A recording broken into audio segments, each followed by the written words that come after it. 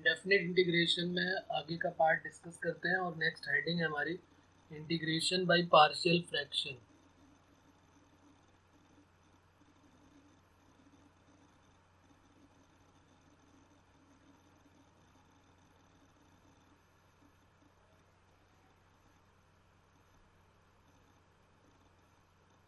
Integration by partial fraction.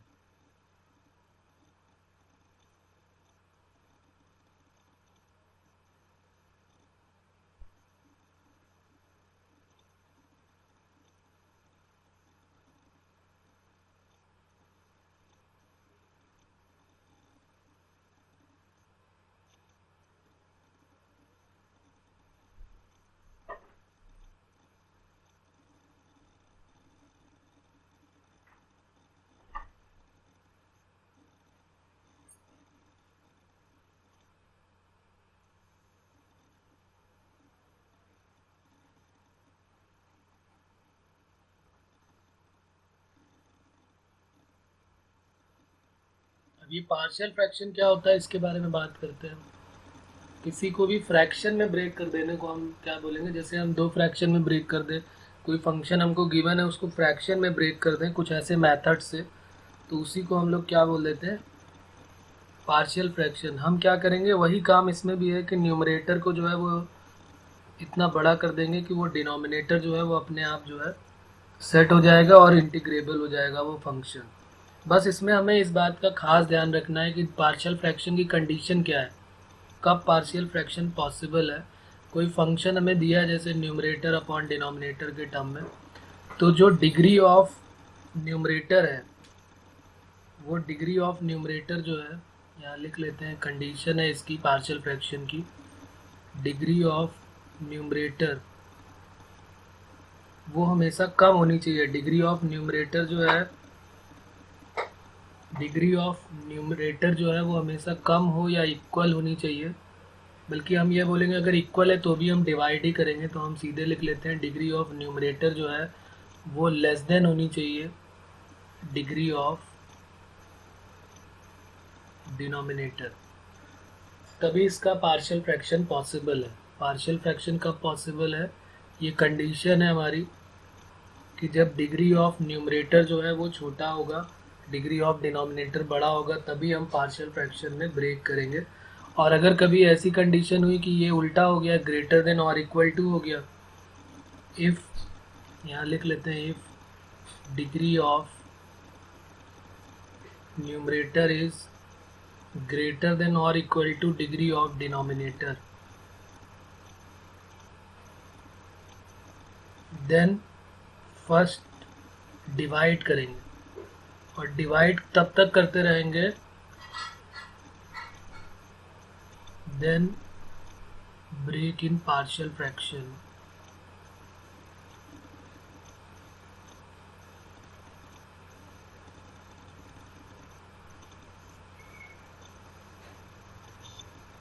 कब तक हम डिवाइड करेंगे, जब तक कि ये वाली ऊपर वाली कंडीशन फॉलो ना हो जाए कि जो डिग्री ऑफ न्यूमरेटर है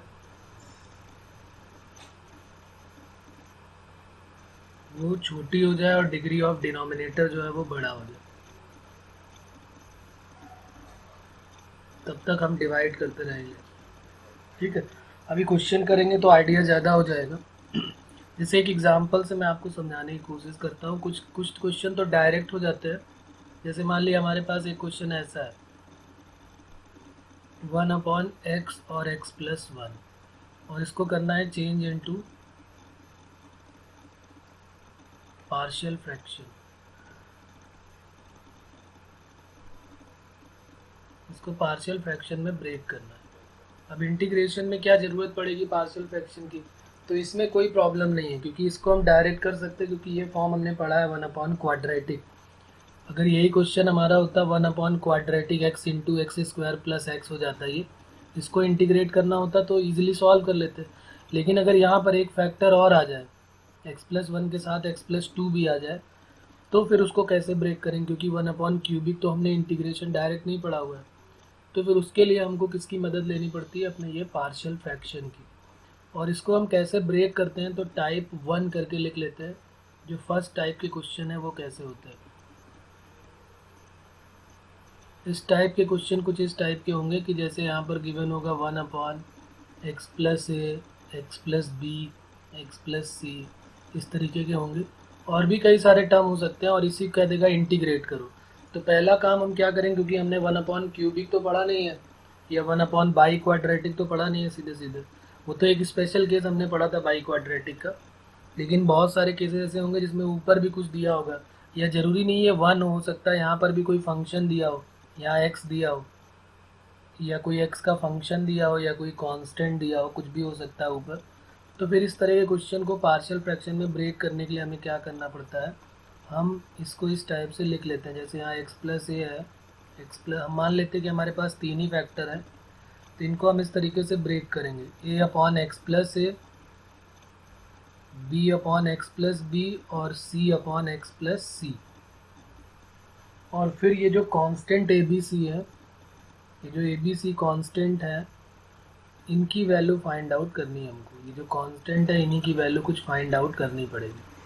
अब कैसे करेंगे, किस टाइप से इसके क्वेश्चन होंगे, उसके लिए एक एग्जांपल ले लेते हैं और फिर उसको पार्शियल फ्रैक्शन में भी ब्रेक करेंगे। जैसे हमारा ऊपर वाला ही क्वेश्चन है, इसी को देख लेते हैं। जैसे हमारा ये क्वेश्चन है ना 1/x और इंटू x + 1, तो इसको कैसे ब्रेक करेंगे, a/x b/x + 1। c होता, कोई और फैक्टर होता तो c/b भी कर लेते। फिर यहाँ पर एलसीएम ले लेते हैं x और x + 1, तो a के साथ आ जाएगा x + 1 और b के साथ क्या आ जाएगा x whole divided by x और x + 1। और ये डिनोमिनेटर को कट कर देते हैं। अब जैसे डिनोमिनेटर को कट कर दिया तो ये इक्वेशन बन जाएगी a × x + 1 और b × x, ये इक्वेशन 1 हो गई। अब इसको करने के, यहाँ से भी करने के 2 मेथड हैं। तो फर्स्ट मेथड पहले यहाँ पर देखते हैं, और ये दोनों मेथड ही का ही आइडिया हमको होना चाहिए, क्योंकि कई बार ऐसा होगा कि फर्स्ट मेथड अप्लाई कर सकते हैं तब भी a और b डायरेक्ट निकल आएगा। कई बार ऐसा होगा कि फर्स्ट नहीं अप्लाई कर पाएंगे, सिर्फ सेकंड की मदद से ही हम सॉल्व कर पाएंगे। और कई बार दोनों को अप्लाई करना पड़ेगा, फर्स्ट मेथड को भी और सेकंड मेथड को भी। तो फर्स्ट मेथड क्या है कि जो भी हमारे पास ये जो फैक्टर गिवन है ना x और x + 1, एक बार x की वैल्यू 0 पुट कर देते हैं और एक बार x + 1 की वैल्यू 0। तो जैसे ही x की वैल्यू 0 पुट करोगे तो 1 = क्या हो जाएगा, a × 0 + 1 + b × 0। तो यहाँ से a की वैल्यू क्या आ जाएगी, 1। और जैसे ही दूसरा फैक्टर x + 1 0 पुट किया तो x की वैल्यू क्या आ गई, -1। तो 1 = a और -1 + 1 + b × -1। तो b की वैल्यू क्या आ गई, a तो 0 हो गया, a के साथ 0 का मल्टीप्लाई हो गया, तो b की वैल्यू -1 आ गई। यानी हम इसको a की वैल्यू 1 और b की वैल्यू -1 करके इसको पार्शियल फ्रैक्शन में ब्रेक कर सकते हैं। a की वैल्यू 1 रख देंगे और b की वैल्यू -1 रख देंगे। देखते हैं यहाँ पर कैसे। या फिर इसका एक सेकेंड मेथड भी यहाँ लिख लेते हैं, फिर देखते हैं दोनों से सेम वैल्यू आ रही है क्या। सेकेंड मेथड में क्या है कि कोफिशिएंट कंपेयर कराएंगे। कैसे, हमारे पास ये गिवन है 1 = a × x + 1 + b × x, तो x कॉमन ले लेते हैं, तो a + b आ गया और प्लस कांस्टेंट a है = 1 है। तो यहाँ पर कंपेयर कर लेते हैं कोफिशिएंट को, कंपेयरिंग द कोफिशिएंट ऑफ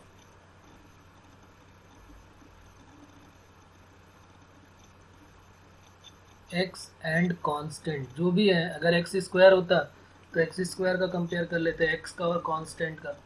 तो यहाँ पर कांस्टेंट वाला टर्म तो a की वैल्यू डायरेक्ट 1 आ जाएगी, क्योंकि कांस्टेंट यहाँ a है और यहाँ 1 है, और x का कोफिशिएंट है नहीं, तो a + b की वैल्यू क्या आ गई, 0। तो b की वैल्यू भी क्या आ गई, -1। तो देखो सेम ही आ रही, b -1 यहाँ भी, यहाँ भी a की वैल्यू 1 यहाँ पर भी और ऊपर भी 1 आई हुई है। ये जो दोनों मेथड है इनका दोनों का आइडिया हमको होना चाहिए। और उसके बाद इनकी जो वैल्यू है, put the value of a and b, put in equation first. अगर हमने इसका नाम रखा है फर्स्ट, बल्कि इसका नाम नहीं रखते हैं फर्स्ट, यहाँ पर रख लेते हैं इसका नाम। ये इक्वेशन फर्स्ट है, इसको सेकंड बोल देते हैं। तो ये जो इक्वेशन फर्स्ट है इसमें हम वैल्यू पुट कर देते हैं a और b की। तो हमारा जो क्वेश्चन है वो चेंज होकर क्या बन जाएगा, 1/x into x plus one है, तो ये क्या बन जाएगा, a/x plus b/x plus one. तो 1/x into x plus one equal to a की वैल्यू है 1/x और b की वैल्यू है -1/x प्लस वन। तो देखो यहाँ पर ये आ गया ना 1/x, और इसका आंसर भी चेक करना बहुत ईजी है कि अगर इसी को सॉल्व करने से हमारा जो क्वेश्चन बन रहा है वही आ जाता है तो हमारा मेथड सही है। तो हम देखेंगे यहाँ पर, तो x plus one minus x और x कट जाएगा, तो x into x plus one, यही हमारा क्वेश्चन जो था वो आ गया। तो इतने पार्ट को, जो ये पूरा का पूरा पार्ट था 1/x और x प्लस वन, इसी को हमने फ्रैक्शंस में अलग अलग ब्रेक कर दिया। अब ये वाले क्वेश्चन को हम डायरेक्ट भी कर सकते थे 1/क्वाड्रेटिक के मेथड से भी। इसी को मैं यहाँ पे इंटीग्रेट करके दिखाता हूँ, 1/x into x plus one. Question हमारा ऐसे ही आएगा, तो ये हो जाएगा 1/x, पहले तो पार्शियल फ्रैक्शन में ब्रेक किया और उसके बाद इंटीग्रेट भी तो करना है, क्योंकि हमें सिर्फ पार्शियल फ्रैक्शन में नहीं ब्रेक करना है, क्वेश्चन में इंटीग्रेशन भी लगा होगा। तो 1/x का log x हो जाएगा और इसका log of x plus one और प्लस c, तो हमारा आंसर क्या आ जाएगा, log of x/x plus one plus c. ये फाइनल रिजल्ट हमारा आ जाएगा अगर उसने इंटीग्रेशन भी दिया हुआ है तो। अब इसी में अगर हम बात करते कि भाई इसको क्या हम डायरेक्ट नहीं कर सकते थे, तो बिल्कुल कर सकते थे। x into x plus one था, तो 1/क्वाड्रेटिक का सीधा सा केस बन रहा था। परफेक्ट स्क्वायर बनाने के लिए हमको x के कोफिशिएंट को हाफ करना पड़ता है और उसके स्क्वायर को ऐड और सब्सट्रैक्ट कर देते हैं। तो 1/2 स्क्वायर माइनस 1/2 स्क्वायर, ये तो हम पहले पढ़ चुके हैं। तो ये आ जाएगा dx अपॉन x प्लस 1/2 का whole square minus 1/2 whole square. तो फॉर्मूला कौन सा यूज़ हो रहा है, 1/x² minus a square dx 1/2a log mod के अंदर x minus a upon x plus a। तो यही अप्लाई कर देते हैं यहाँ पर। देखो क्या यूज़ होके क्या बनने वाला है, क्या वही बन जाएगा 1/2a।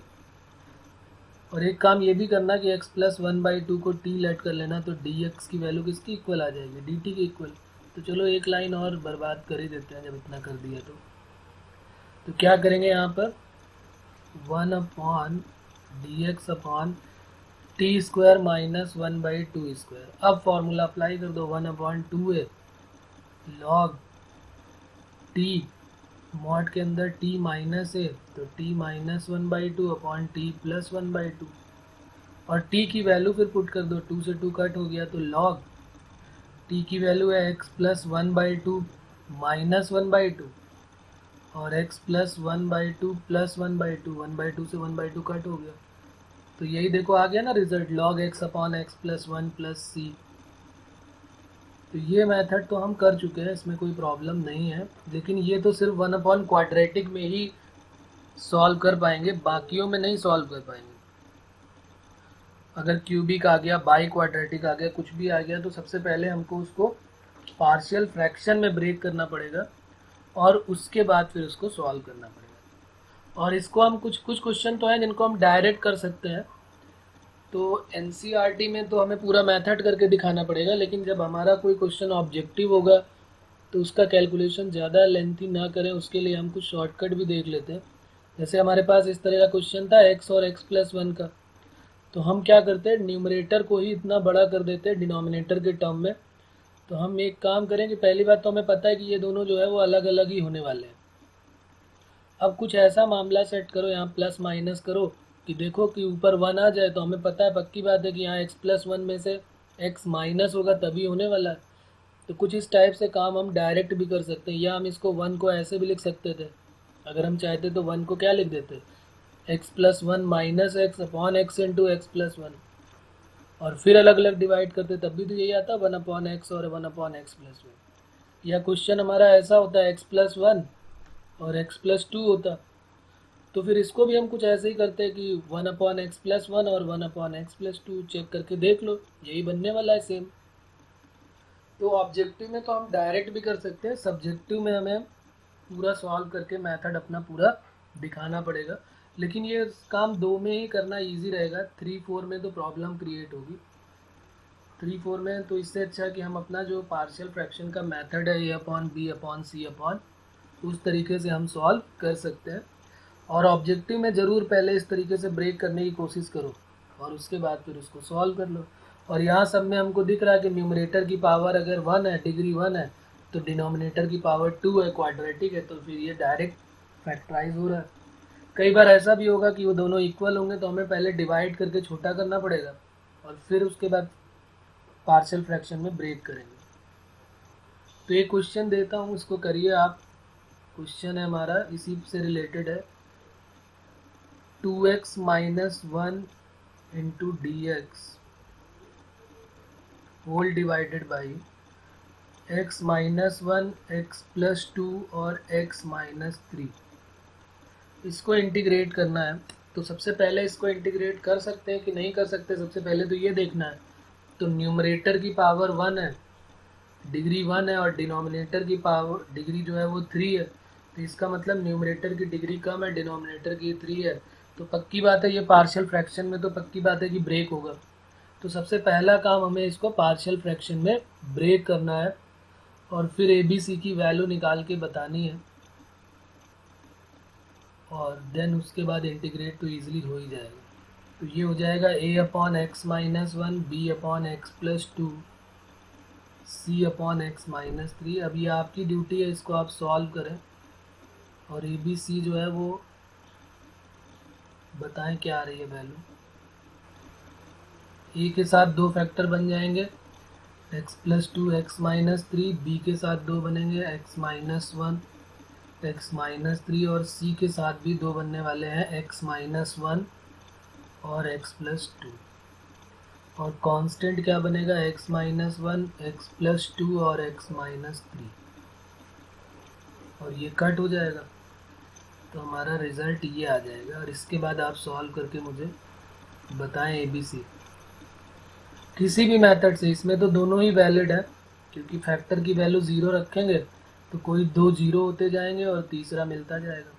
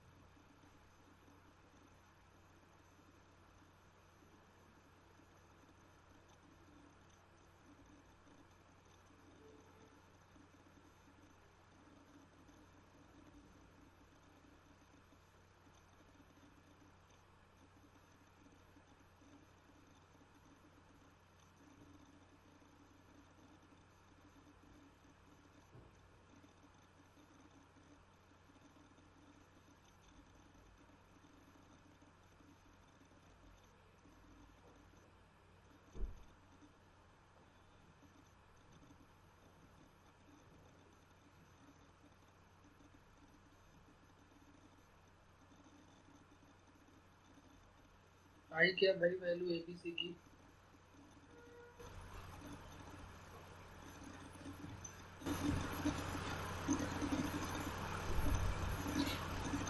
फैक्टर्स की वैल्यू 0 पुट कर देनी है।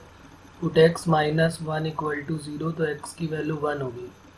तो 2 माइनस 1 यहाँ हो गया, a इंटू 1 प्लस 2 और 1 माइनस 2, बाकी दोनों तो 0 ही होंगे क्योंकि दोनों में x माइनस 1 0 है।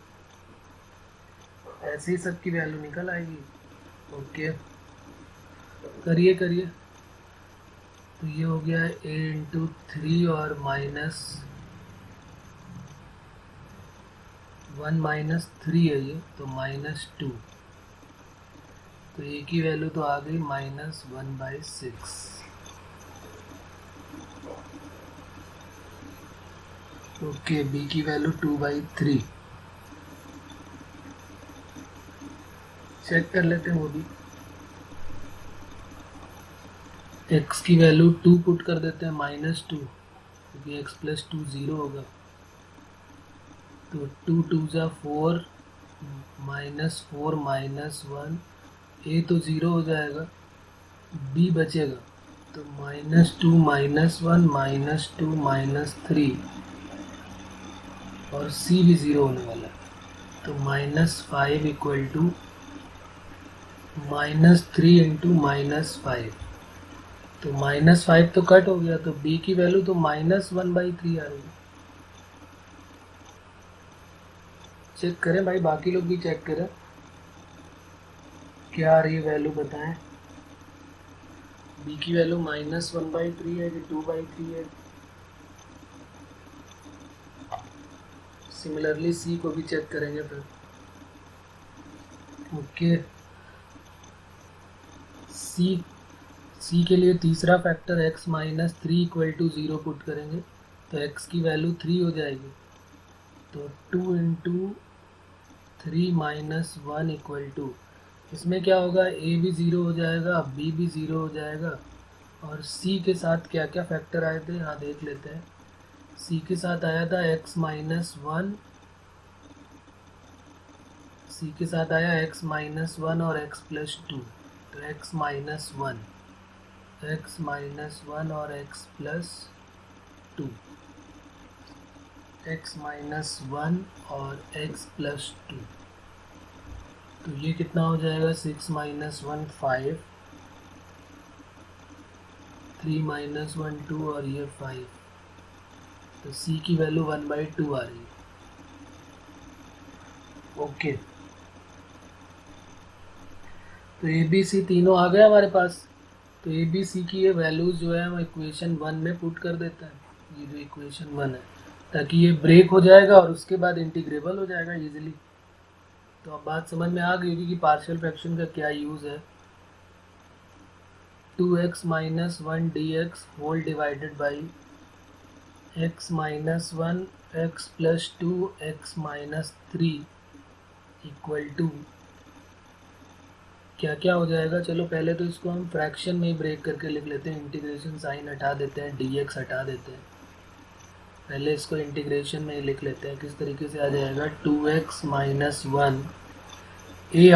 a की वैल्यू कितनी आई थी, -1/6 के साथ x - 1, b के साथ 1/2 के साथ, b की वैल्यू 1/3 आई थी, तो 2 के साथ x + 2 आया, और c की वैल्यू 1/2 के साथ x - 3 आया, तो ये हो गया x - 3 a/b/c/, पहले में x - 1, दूसरे में x + 2, तीसरे में x - 3। a की वैल्यू 1/2, 1/6, b की वैल्यू 1/3 माइनस का, और c की वैल्यू 1/2। तो बस अब इसको इंटीग्रेट कर देते हैं। Integration of 2x - 1 dx whole divided by x - 1 x + 2 x - 3, तो इंटीग्रेशन ऑफ -1/6 बाहर आ जाएगा, 1/x - 1 dx -1/3 dx x + 2 plus 1/2 dx x - 3, तो -1/6 log of x - 1 -1/3 log of x + 2 plus 1/2 log of x - 3 और प्लस c, तो ये हमारा final answer आ जाएगा। और मॉड लगा देंगे, लॉग के साथ मॉड लगा रहता है, तो इस तरीके से हमारा ये आंसर फाइनली ये रिज़ल्ट मिल जाएगा। तो थोड़े से लेंथी कैलकुलेशन वाले क्वेश्चन होंगे, उसमें कोई डाउट नहीं है, लेकिन इजी होंगे, ऐसा कुछ नहीं है कि हम नहीं कर सकते इसको। तो इस पे बेस्ड एक क्वेश्चन प्रैक्टिस के लिए लिख लेते हैं होमवर्क में। Integration of 11 + x whole divided by 2 - x और x - 3 dx, इसको सॉल्व करना है आपको। अब जरा एक दूसरा केस, इसी का केस जो टाइप 1 लिखा था हमने यहाँ पर, जो टाइप 1 लिखा था इसी का ये पहला पार्ट तो ये हो गया कि जब न्यूमरेटर की पावर जो है वो डिनोमिनेटर से छोटी थी। अब हम एक केस ऐसा करते हैं, यहाँ लिख भी लेते हैं कि यहाँ जो डिग्री ऑफ न्यूमरेटर की, जो टाइप 1 था हमारा, इसमें क्या था कि इस टाइप के मिलेंगे लेकिन जो डिग्री ऑफ न्यूमरेटर थी वो छोटी थी और डिग्री ऑफ डिनोमिनेटर जो है वो बड़ी थी। डिग्री ऑफ न्यूमरेटर छोटा है और डिग्री ऑफ डिनोमिनेटर जो है वो बड़ा है। इसकी पावर 1 थी और वहाँ पर क्या है, पावर 3 थी। अब इसी का टाइप 1 जो था, इसी का ये तो फर्स्ट हो गया टाइप 1। टाइप 2 करके लिख लेते हैं। जब दोनों सेम हो जाएंगे तब क्या करेंगे। टाइप 2 है, if degree of numerator is equal to degree of denominator. जब दोनों की डिग्रियां सेम हो जाएंगी तो फिर क्या करेंगे। दोनों की डिग्री सेम हो गई, उसका भी एक क्वेश्चन लिख लेते हैं।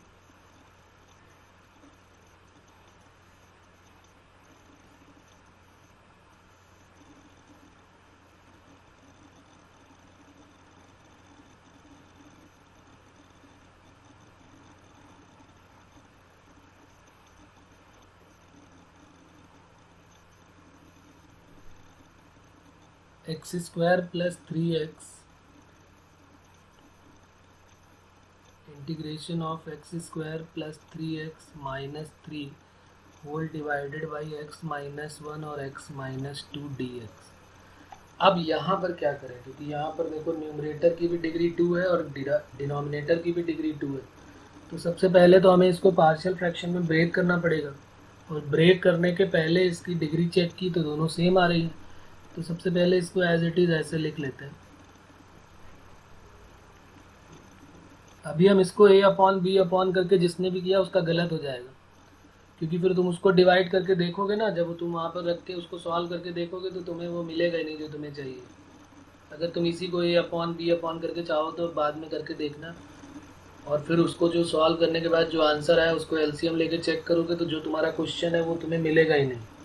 तो इसका मतलब हमें ऑटोमेटिक पता चल जाएगा कि भाई हमने कहीं ना कहीं कुछ गलत काम कर दिया है।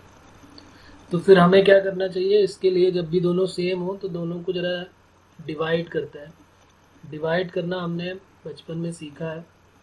इसको ज़रा पहले मल्टीप्लाई कर दो, एक्स स्क्वायर माइनस 2x और माइनस x, यहाँ क्या आ जाएगा 3x। X square minus 3x plus 3, यही तो आएगा ना। X square minus 2x minus x तो माइनस 3x, और सॉरी प्लस 2 आएगा, 2 × 2 हो जाएगा ना, 3 क्या हो जाएगा, तो ये 2 हो गया।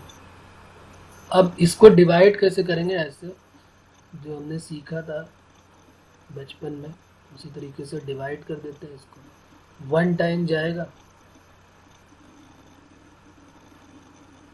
माइनस प्लस माइनस ये कट हो जाएगा, ये 6x और ये माइनस 5 आ जाएगा। अब ज़रा देखना, क्या मैं इसको ऐसे लिख सकता हूँ क्या, जो हमने ये डिवाइड किया है, x square plus 3x minus 3 whole divided by x minus 1 x minus 2, इसको 1 plus reminder 6x minus 5 upon x square minus 3x plus 2 ऐसे करके लिख सकते हैं। बहुत छोटी सी बात है ये, कोई बहुत बड़ी बात नहीं। अगर हमें 9/2 लिखा है तो 2 से हम 9 को डिवाइड करते हैं तो 2 4 × 8 और 1, तो इसको लिखते नहीं 4 होल 1/2 या 4 प्लस 1/2 बोल दो, बात एक ही है। 4 2 × 8 प्लस 1 तो करते ही है ना 9 करने के लिए, तो हमने वहाँ प्लस लगा दिया। तो ये आ गया जो हमारा डिवाइड करने के बाद कितनी बार गया था 1, प्लस ये आ गया रिमाइंडर और अपॉन जिससे डिवाइड कर रहे थे वो। अब यहाँ पर इजी हो गया, क्यों, क्योंकि यहाँ पर ध्यान से देखो तो डिग्री यहाँ पर कितनी है, यहाँ पर जो डिग्री है वो 1 है और यहाँ पर जो डिग्री है अब क्या हो गई 2 है। डिनोमिनेटर की जो डिग्री है वो कितनी है 2 है। तो यहाँ पर हम परफेक्टली जो है वो पार्शियल फ्रैक्शन में ब्रेक कर सकते हैं। तो इसको हमने इक्वेशन 1 लेट कर लिया और इतने पार्ट को, जो इतना पार्ट है सिर्फ इसको उठा लिया। इतने पार्ट को हमने ले लिया और इसी को अब हम सॉल्व करके, क्योंकि बार बार 1 लिखने से कोई फ़ायदा तो है नहीं, तो सिर्फ इतने पार्ट को अब हम आराम से पार्शियल फ्रैक्शन में ब्रेक करेंगे। यहाँ पर रख देते हैं। इसकी वैल्यू जो आई है ये क्या थी, ये value 6x - 5 whole divided by x - 1 और x - 2। फिर वही पुरानी कहानी, a/x - 1 b/x - 2। तो जब a/x - 1 और b/x - 2 करके जब एलसीएम लेंगे तो ये क्या बन जाएगा, a × x - 2 plus b × x - 1। और बस इसको सॉल्व कर लेते हैं। फिर एक बार x की वैल्यू 1 पुट कर देते हैं, पुट x = 1। जैसे ही 1 पुट किया तो 6 - 5 a × 1 - 2 और b तो 0 ही होने वाला है, तो यहाँ से a की वैल्यू क्या आ जाएगी, -1। और b की वैल्यू भी ऐसे चेक कर लेंगे, x = क्या पुट कर देंगे, 2, पुट x = 2। तो 6 × 2 - 5 = अब a 0 हो जाएगा और b की वैल्यू 6, 2 - 1 1, तो 6 2 = 12 - 5 7 आ जाएगा। तो b की वैल्यू क्या आ गई, 7। तो a और b की वैल्यू पता चल गई। a और b की वैल्यू को अपनी इस इक्वेशन नंबर क्या नाम दे देते हैं, 2 में पुट कर देते हैं। Put the value of a and b in equation second में पुट कर देते हैं। तो जैसे ही इक्वेशन सेकेंड में पुट करेंगे तो क्या बन जाएगा हमारा, 6x माइनस क्या था क्वेश्चन, 6x - 5/x - 1 x - 2।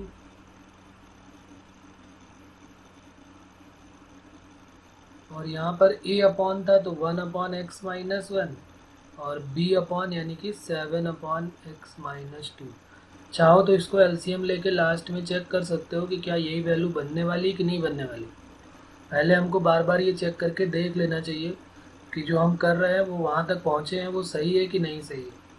तो देखो 7 - 1 6x और -7 + 2 5, तो बन रही है वही value same, 6x - 5।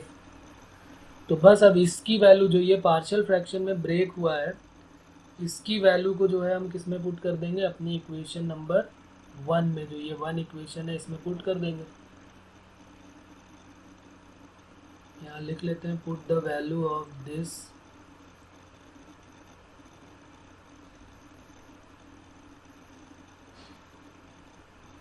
Value of above का मतलब इनकी वैल्यू इन इक्वेशन फर्स्ट में पुट कर देते हैं। तो इक्वेशन फर्स्ट हमारा क्या था, x² + 3x - 3/x - 1 x - 2 1 plus ये बना था ना 6x - 5/x - 1 x - 2। तो अब क्या बन जाएगा, 1 - 1/x - 1 प्लस 7/x - 2। तो ये बन जाएगी हमारी वैल्यू। अब इसको इंटीग्रेट कर देते हैं, इजीली इंटीग्रेबल है। x² + 3x - 3 whole divided by x - 1 x - 2 dx equal to integration of 1 dx -1/x - 1 dx plus 7 बाहर आ जाएगा x - 2 dx और 1 का इंटीग्रेशन x हो जाएगा, इसका log ऑफ x - 1 और 7 log of x - 2 plus c। ये फाइनल रिजल्ट हमारा आ जाएगा। बताइए किसी को कोई प्रॉब्लम है इसमें, यहाँ तक किसी को कोई डाउट है क्या बच्चों?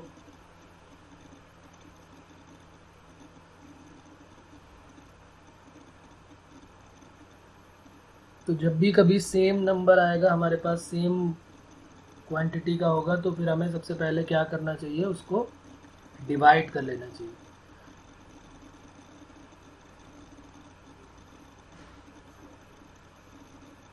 उसके बाद एक और टाइप लिख लेते हैं। अगर ऊपर और नीचे कोई भी ऐसे टर्म का आएगा तो क्या करेंगे,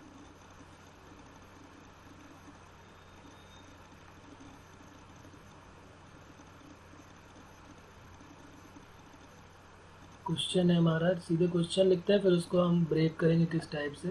तो चलो एक टाइप करके लिख लेते हैं किस टाइप से होगा वो।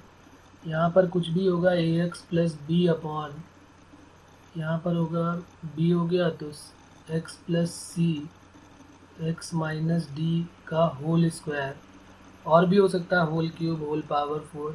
तो इसको जब ब्रेक करोगे तो किस तरीके से ब्रेक करोगे, a upon x plus c plus b upon x minus d. अब यहाँ स्क्वायर लगा है ना, तो c upon x minus d का होल स्क्वायर।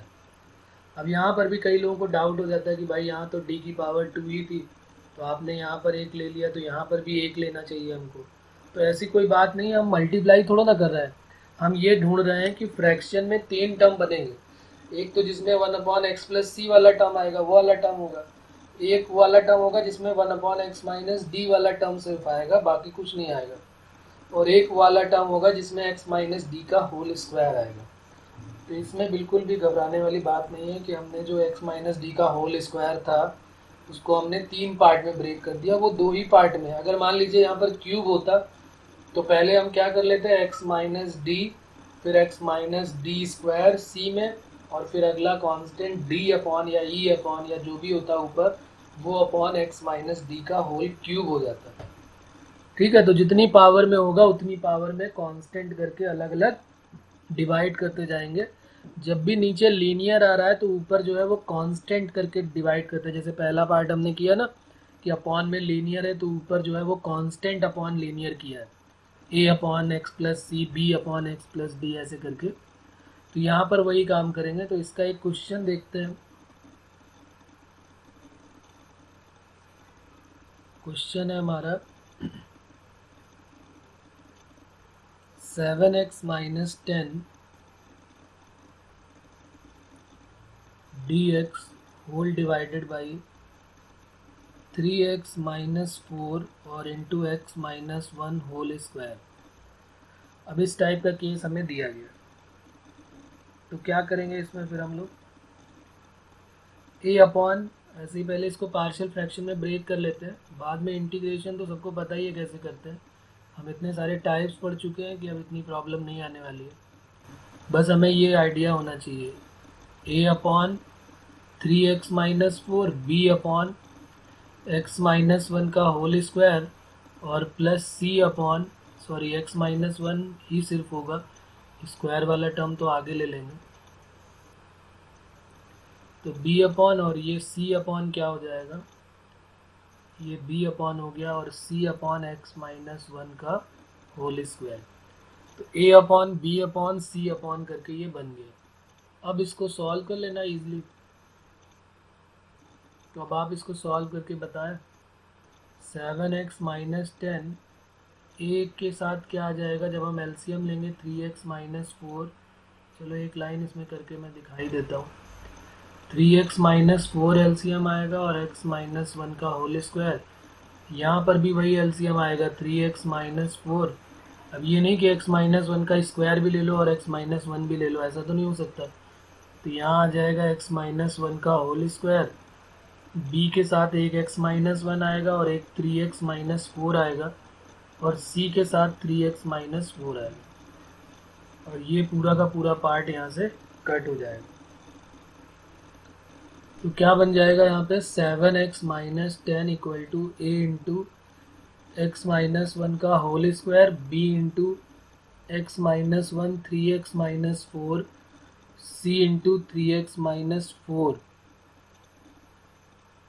बात समझ में आ रही, यही बचेगा ना, देख लेंगे एक बार और चेक कर लेंगे।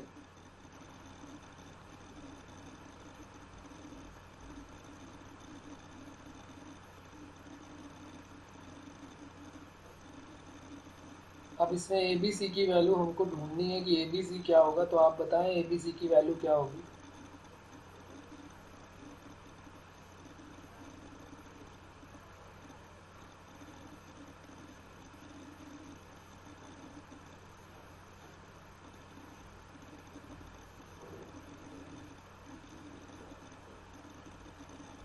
x प्लस 1 तो हमारे पास कहीं है ही नहीं, हमारे पास सारे टर्म x माइनस 1 के हैं, और अगर हमारे पास 1/2 और 1/4 लिखा है तो हम 4 एलसीएम लेते हैं। हम 4 और 2 8 नहीं लेते एलसीएम। तो हमारे पास 1/2 और 1/4 है तो हम 4 एलसीएम ले लेते हैं। तो वैसे ही हमारे पास है ना 1/x-1 और 1/x-1 का होल स्क्वायर। तो हमने स्क्वायर वाला ले लिया। तो चलिए c की वैल्यू भी आ गई है 3 और a और b की वैल्यू भी बताएं क्या आ रही है।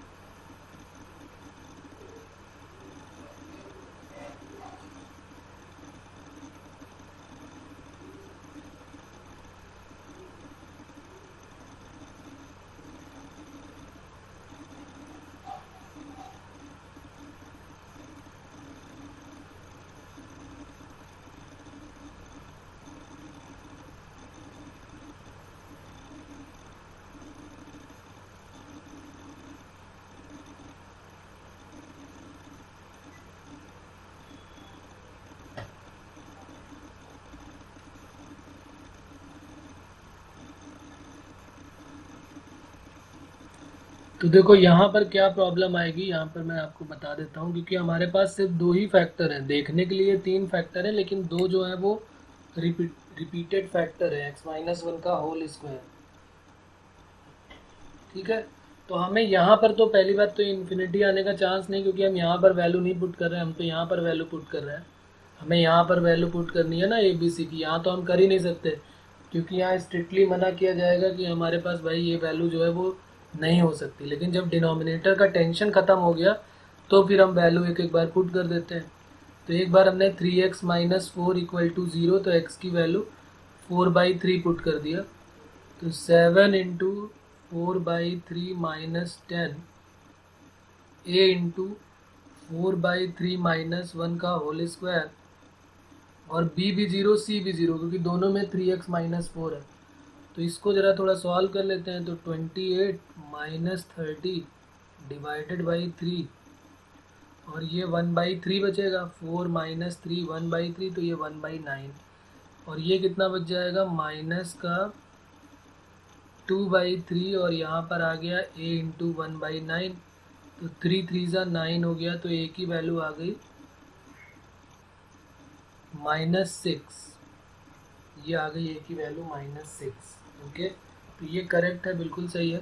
और उसके बाद जो दूसरा फैक्टर है, जब उसकी वैल्यू 0 पुट किया x-1, तो x की वैल्यू 1 आ गई, तो 1 रखा, तो 7 - 10, और क्या है कंडीशन, 7 - 10 = a के साथ 0, b के साथ भी 0 हो जाएगा, c के साथ क्या आ जाएगा 3 - 4, तो 7 - 10 हो गया -3, और c × -1,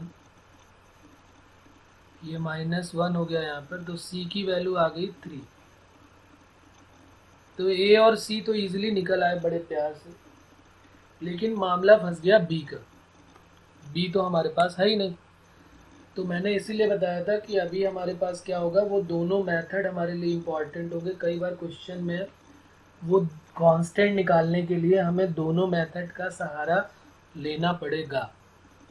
तो आ गया है वो दिन जब हमें उसका भी यूज़ करना पड़ेगा।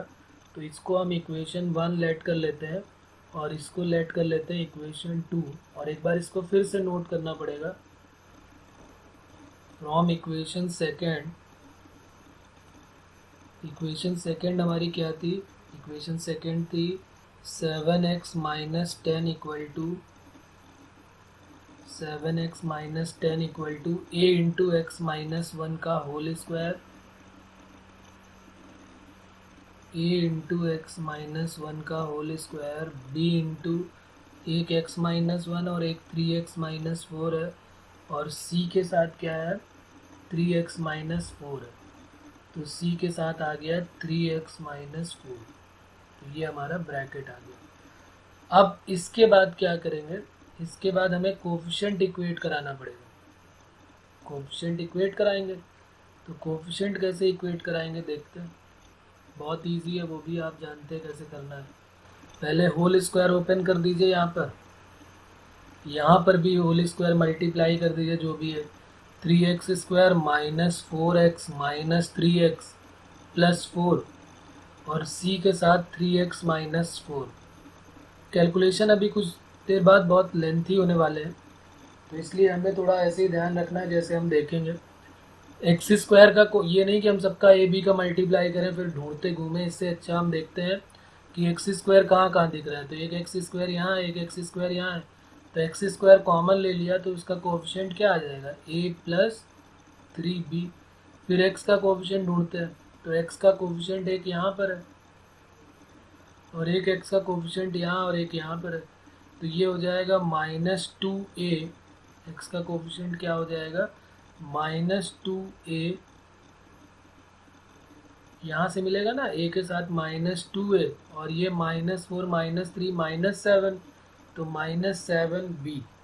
और कांस्टेंट जो है वो क्या क्या मिलने वाला है, तो एक तो a के साथ ये मिलेगा a और एक b के साथ मिलेगा 4b और एक c के साथ मिलेगा -4c और यहाँ पर मिलेगा 7x -10। तो यहाँ से भी हमको 3 इक्वेशन मिल जाने वाली हैं। तो कंपेयरिंग द कोफिशिएंट, और तीनों इक्वेशन हम लिख लेते हैं लेकिन हमें ज़रूरत तीनों की नहीं है, हमारे पास कई सारी वैल्यूज़ हैं। तो a प्लस 3b 0, दूसरा -2a माइनस 7b 7 आ जाएगा और तीसरा a plus 4b minus 4c equal to -10 आ जाएगा। अब हमारे पास ऊपर जो था वो a और c था, तो हमें सिर्फ b ही तो निकालना है। तो a की वैल्यू कितनी आई थी, a की वैल्यू आई थी -6, तो a की वैल्यू -6 यहाँ रख देते हैं। तो -6 प्लस 3b 0, तो 3b इक्वल टू 6, तो b इक्वल टू क्या आ गया 2। इन दोनों की तो ज़रूरत ही नहीं पड़ेगी हमको। कभी कभी प्रॉब्लम होगी तो हमें यही सारी इक्वेशन सॉल्व करनी पड़ेगी। कभी कभी हम कोई फैक्टर नहीं रख पाएंगे ज़ीरो, तो फिर हमें इसी तरीके से 3 इक्वेशन 3 वेरिएबल सॉल्व करना पड़ेगा। लेकिन यहाँ पर तो हम इजीली ए बी सी तीनों मिल चुके हैं। तो put the value of A B C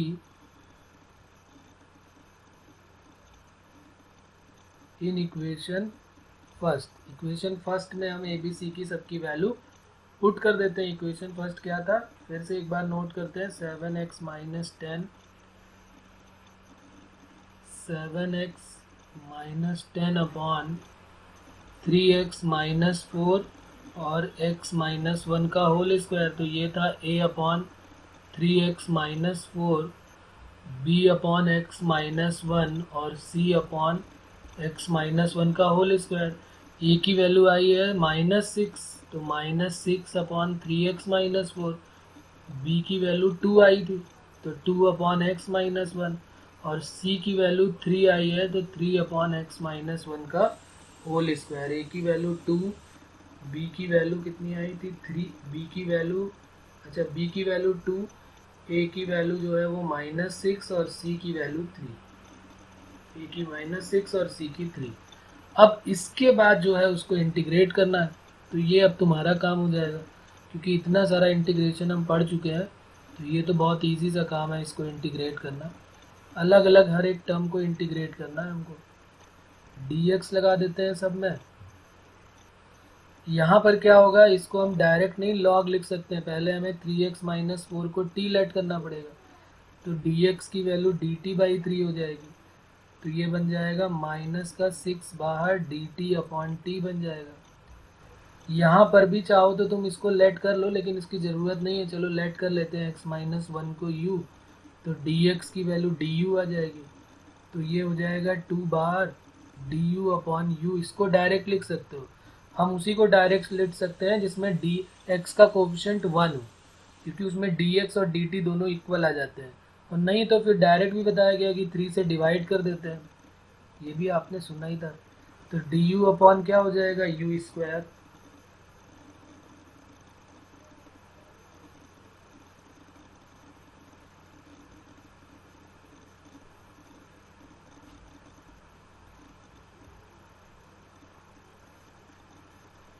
okay, यहाँ तक बात क्लियर है। तो अब क्या हो जाएगा, -6 log t plus 2 log u हो जाएगा।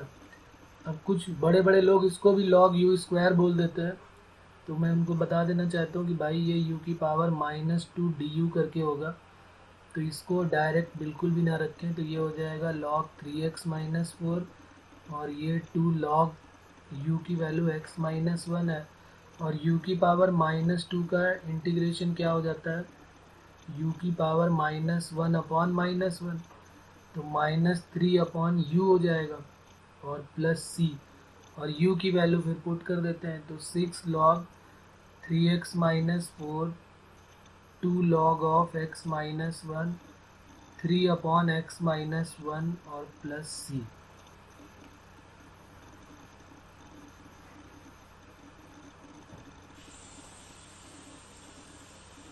अच्छा, dx के साथ dt है ना, और ये dt/3 था, बिल्कुल सही बात है, तो बिल्कुल सही है, बिल्कुल सही है, बिल्कुल सही है। तो ये -2 हो जाएगा, क्योंकि dx की वैल्यू हमने रख दिया लेकिन dt/3 नहीं रखा है, तो अपॉन में 3 भी बिल्कुल रखेंगे। तो 3 2 जा ये क्या हो जाएगा 6, तो इसको लिख देते हैं 3 2 जा 6। और कोई प्रॉब्लम है यहाँ पर, तो -2 log,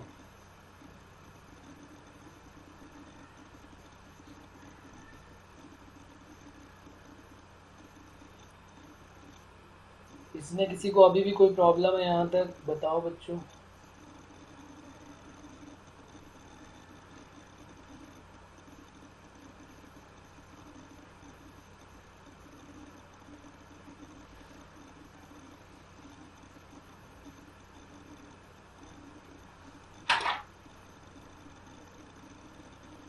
ओके ओके, तो लिख लीजिए कहाँ से है, स्टार्टिंग से।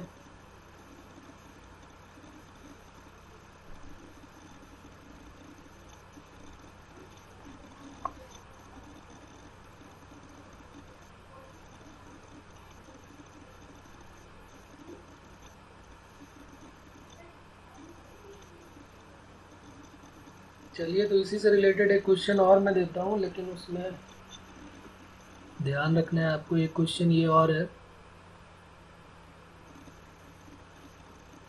इंटीग्रेशन ऑफ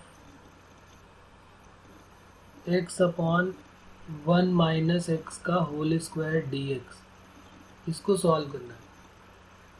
तो कुछ लोग इसको ऐसे करेंगे, x अपॉन 1 - x का होल स्क्वायर है, तो इसको पहले a अपॉन 1 - x और b अपॉन 1 - x का होल स्क्वायर करके, और फिर वैल्यू निकाल के फिर ऐसे ही तो सॉल्व करेंगे, क्योंकि यहाँ पर 2 बार हो रहा है, तो एक बार 1 - x और दूसरे बार 1 - x का होल स्क्वायर, तो ये आ जाएगी value x = a into 1 - x plus b, और कोफिशिएंट ऑफिशिएंट कंपेयर करके a b की वैल्यू आ जाएगी।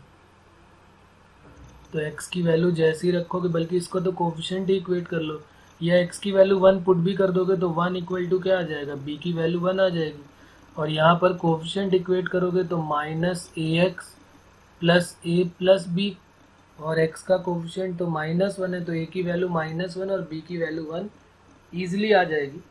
ओके, तो अब यहाँ पर क्या कर देंगे, हम इसको ऐसे सॉल्व करेंगे, तो x अपॉन 1 - x का होल स्क्वायर dx, तो a अपॉन करेंगे तो -1 अपॉन 1 - x, और 1 अपॉन 1 - x का होल स्क्वायर, और फिर इसको इंटीग्रेट कर देंगे dx के साथ। तो एक मेथड तो ये हो गया जो कि डायरेक्ट मेथड है, लेकिन जब भी कभी कोई एक ही फैक्टर कॉमन हो ना, तो फिर हमें इस तरीके से नहीं करना चाहिए। ये log ऑफ 1 - x और dx की वैल्यू -dt होगी, तो माइनस ऑटोमेटिक बाहर आ जाएगा, 1 - x t, तो -dx = dt, तो यहाँ पर -dt अपॉन टी स्क्वायर हो जाएगा। तो ये log ऑफ 1 - x, माइनस पहले से था ऑलरेडी, तो एक माइनस और आएगा तो प्लस हो गया, और यहाँ पर t⁻⁻1 अपॉन -1 प्लस c, तो log of 1 - x plus 1 upon 1 - x plus c, ये आंसर आ जाना चाहिए। लेकिन हम इसको ऐसे बिल्कुल भी नहीं करेंगे, जब भी कभी हमारे पास एक ही फैक्टर होगा जैसे यहाँ पर हमको दिख रहा है 1 माइनस एक्स का होल स्क्वायर, तो इसका जो दूसरा मेथड है वो इम्पॉर्टेंट मेथड है, हमें ये करना चाहिए। उस तरीके से नहीं करेंगे, जब भी कभी हमें एक ही फैक्टर कॉमन दिखाई देगा, जैसे यहाँ पर है ना x अपॉन 1 माइनस एक्स का होल स्क्वायर डी एक्स, तो हम क्या करेंगे इसको x अपॉन, इसमें हम सीधे पहले इसको नोट करते हैं x अपॉन 1 माइनस एक्स का होल स्क्वायर, और 1 माइनस एक्स को y लेट कर लेते हैं। हम इसको डिफ्रेंशिएट करने नहीं जा रहे हैं, हमने इससे हमें इंटीग्रेशन से तो मतलब ही नहीं है, अभी हम इंटीग्रेट नहीं कर रहे हैं। अभी हमने क्वेश्चन सिर्फ ले लिया, ये इंटीग्रेशन साइन नहीं लिया है। अभी हम इसको पार्शियल फ्रैक्शन में ब्रेक कर रहे हैं। तो कुछ लोग इसको dx dt dy करने लगेंगे, नहीं मैं ये नहीं कर रहा हूँ। मैं अभी इसको पार्शियल फ्रैक्शन में ब्रेक करने का एक दूसरा मेथड बता रहा हूँ कि हमने 1 माइनस एक्स को y लेट किया, तो x की वैल्यू क्या आ गई 1 माइनस वाई, और यही x की वैल्यू 1 माइनस वाई यहाँ पुट कर दो, और 1 माइनस एक्स की जगह वाई स्क्वायर पुट कर दो, तो क्या बन जाएगा 1 by y square minus 1 by y, और y की वैल्यू जैसे ही पुट करोगे तो x अपॉन 1 माइनस एक्स का होल स्क्वायर क्या बन गया 1 अपॉन 1 माइनस एक्स का whole square minus 1 upon 1 minus x. तो देखो ये तो दो ही लाइन में ब्रेक हो गया, यही तो आया था ऊपर भी 1 अपॉन 1 माइनस एक्स का होल स्क्वायर प्लस में आया था, और माइनस का 1 अपॉन 1 माइनस एक्स, तो देखो यही वही चीज़ बन गई। तो हमें इस टाइप से करना पड़ेगा कि जब भी कभी हमारे पास कोई भी सिंगल फैक्टर में पूरा क्वेश्चन है, तो फिर हमें उस तरीके से करने की ज़रूरत बिल्कुल भी नहीं है, ध्यान रखेंगे। और हम अपने क्वेश्चन को फिर सीधे वाई लेट करके, और जैसे ही एक्स बन गया इसके बाद इसको इंटीग्रेट कर दो। यहाँ पर इसको डिफ्रेंशिएट करने की ज़रूरत नहीं है, क्योंकि ये तो पार्शियल फ्रैक्शन में ब्रेक कर रहे हैं। कोई कहते हैं भाई यहाँ पर क्यों नहीं किया डिफ्रेंशिएट, तो यहाँ पर हम उसको पार्शियल फ्रैक्शन में ब्रेक कर रहे हैं, ना कि हम उसको डिफ्रेंशिएट कर रहे हैं, इंटीग्रेट कर रहे हैं, वो तो काम कर ही नहीं रहे। तो पार्शियल फ्रैक्शन में ब्रेक करने का एक मेथड ये भी हो जाएगा, जब हमारे पास सिंगल फैक्टर दिखाई देगा तब हम ऐसे ही करेंगे। तो ये क्वेश्चन मैं दे रहा हूँ, उसको भी आप ज़रा आंसर निकालें उसका। Integration of x square plus x plus 1 whole divided by x minus 1 whole cube d x. अब पहले इसको पार्शियल फ्रैक्शन में ब्रेक करिए, और फिर उसके बाद इसको इंटीग्रेट करके आंसर बताइए।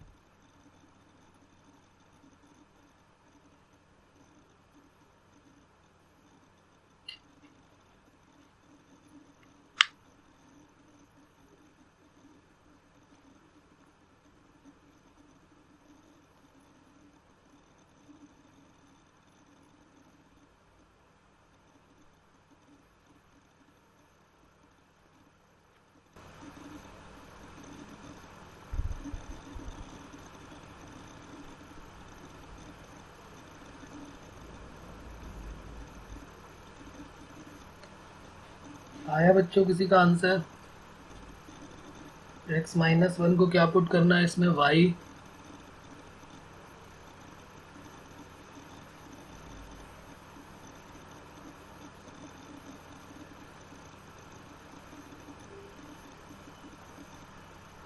यानी x की वैल्यू 1 प्लस वाई पुट कर देनी है।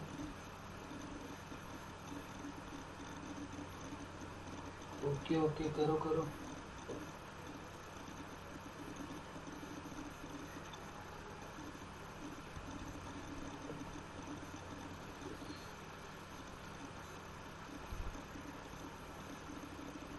तो x की वैल्यू 1 प्लस वाई पुट कर देते हैं अपॉन वाई क्यूब, और यहाँ पर होल स्क्वायर ओपन कर देंगे।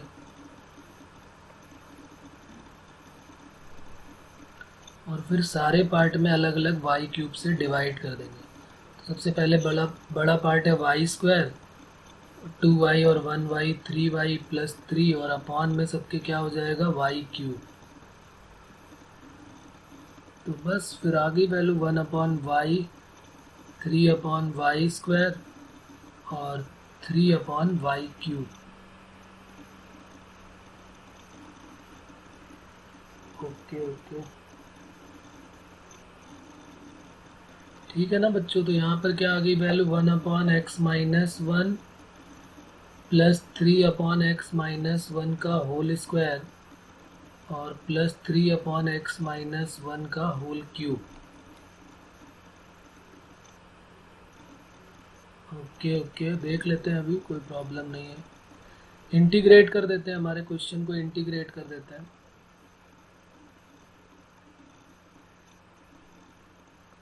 ये हो गया dx, ये हो गया dx के साथ, और ये हो गया dx के साथ। और x माइनस वन को t लेट करेंगे तो dx dt के साथ ही आने वाला है। तो dt अपॉन टी, ये t to the power minus two d t, और ये 3 बाहर लेने के बाद t to the power minus three d t. तो ये तो ln t हो जाएगा। ये t to the power minus one upon minus one, और ये t to the power minus two upon minus two plus c. और सबकी वैल्यू पुट कर देते हैं। t की वैल्यू क्या लेट किया हुआ था? x माइनस वन, तो लॉग ऑफ क्या हो जाएगा? x minus one minus three upon x minus one minus 3/2 upon x minus one का होल स्क्वायर और प्लस सी। तो यही आ जाएगा हमारा आंसर। बताइए किसी कोई प्रॉब्लम है इसमें या कुछ अलग आ रहा है तो एक दो क्वेश्चन प्रैक्टिस के लिए लिख लेते हैं, उनको प्रैक्टिस करेंगे, नहीं आएंगे तो फिर बात करेंगे अगले टर्म पे। X square plus two upon x plus one x square minus one D x. एक ये है क्वेश्चन हमारा। आंसर भी इनका मैं लिख देता हूँ सभी का। 1/4 लॉग ऑफ मॉड के साथ x प्लस वन प्लस 3/2 के साथ x प्लस वन प्लस 3/4 के साथ ln of mod of x minus one plus c. एक ये क्वेश्चन है। एक दूसरा क्वेश्चन है ये 1 प्लस एक्स का whole cube upon 1 minus x का होल क्यूब डी एक्स। ये थोड़ा इसका ध्यान रखेंगे, इम्पॉर्टेंट क्वेश्चन है। इसका भी आंसर आपको बता देता हूँ मैं क्या है। Minus x minus six ln x minus one, ln मतलब लॉग हो गया, plus 12 upon x minus one plus 4 upon x minus one का होल स्क्वायर प्लस सी। ये x माइनस वन है, ये 12 अपॉन एक्स माइनस वन। और एक 3 भी एक इम्पॉर्टेंट सा क्वेश्चन है, वो भी देख लेते हैं, लिख लेते हैं। बाकी आप अगले टर्म पे इसको पूछ सकते हैं अगर डाउट है तो। X minus one x minus two x minus three x minus four x minus five और x minus six d x. तो ये 3 हमारे होमवर्क हैं। इसका भी आंसर मैं दे देता हूँ क्या है, 1 plus 3 log of x minus 4 plus, sorry minus है यहाँ पर, minus 24 times log of x minus 5 plus 30 times log of x minus 6 plus c। तो ये हमारा आंसर हो जाएगा। एक बार इनको चेक करेंगे और कोई प्रॉब्लम होगी तो फिर अगले टर्न पे बात करेंगे। तो ये अभी हमारा पार्शियल फ्रैक्शन कंप्लीट नहीं हुआ, अभी और भी कई सारे टाइप्स हैं, उनको अगले टर्न पे हम फिर डिस्कस करेंगे। आज यहीं तक करते हैं फिर, ओके। चलिए फिर नोट कर लीजिए।